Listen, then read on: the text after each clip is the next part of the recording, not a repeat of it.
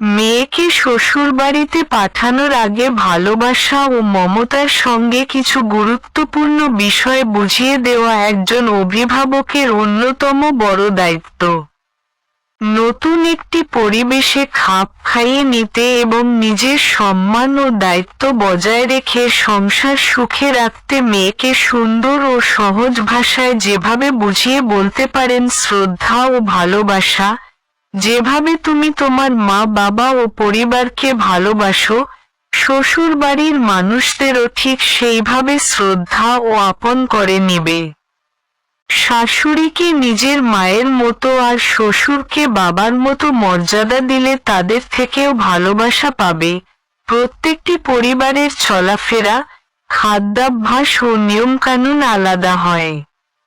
শুরুতেই নিজের অভ্যাসের সঙ্গে তুলনা না করে তাদের নিয়মগুলো বোঝার চেষ্টা করবে। ধৈর্য ধরা, সংসারের শুরুতেই সবকিছু নিখুঁত হবে না। নতুন জায়গায় মানিয়ে নিতে সময় লাগে। কোনো ভুল ত্রুটি হলে বা মন খারাপের কিছু ঘটলে সঙ্গে সঙ্গে প্রতিক্রিয়া না দেখিয়ে কিছুটা ধৈর্য ধরবে। ধৈর্য ধরা, সংসারে শুরুতেই সবকিছু নিখুঁত হবে না। নতুন জায়গায় মানিয়ে নিতে সময় লাগে। কোনো ভুল ত্রুটি হলে বা মন খারাপের কিছু ঘটলে সঙ্গে সঙ্গে প্রতিক্রিয়া না দেখিয়ে কিছুটা ধৈর্য ধরবে। কথা বলার কৌশল, মিষ্টি ও বিনয়ী কথা মানুষের মন জয় করে। যে কোনো বিষয়ে নিজের মতামত দেওয়ার সময় স্পষ্ট কিন্তু নরম ভাষায় বলবে, যাতে কেউ কষ্ট না পায়। পারস্পরিক বিশ্বাস ও বন্ধুভাব, স্বামীর সঙ্গে সম্পর্কটা হবে বন্ধুত্বের। পারস্পরিক বিশ্বাস ও সম্মান হলো একটি সুন্দর সম্পর্কের ভিত্তি। একে অপরের সুবিধা অসুবিধা বোঝার চেষ্টা করবে। সংসারের বিষয় গোপনে রাখা, নিজেদের ভেতরের ছোটখাটো অভিমান বা ঝগড়া নিজেদের মধ্যেই সীমাবদ্ধ রাখবে। বাইরের কারো কাছে স্বামীর বা শ্বশুরবাড়ির মানুষের নামে অভিযোগ করবে না।